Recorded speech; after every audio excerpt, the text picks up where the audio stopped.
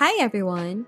In this video, I'll show you how to add a shadow to your image in Photoshop. To start, open your image in Photoshop and select the layer you want to add a shadow to.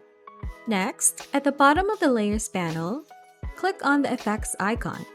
From the menu that appears, choose Drop Shadow. A new window will pop up with various settings for your shadow. In the Drop Shadow settings window, you can adjust the distance, spread, and size of your shadow. The distance determines how far the shadow is from your object.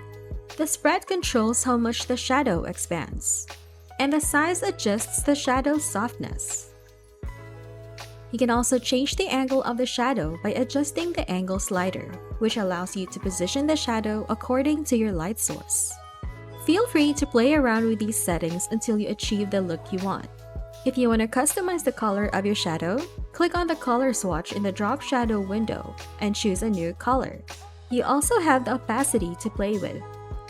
Once you're happy with the settings, click OK to apply the shadow. If you found this video useful, please show your support with a like.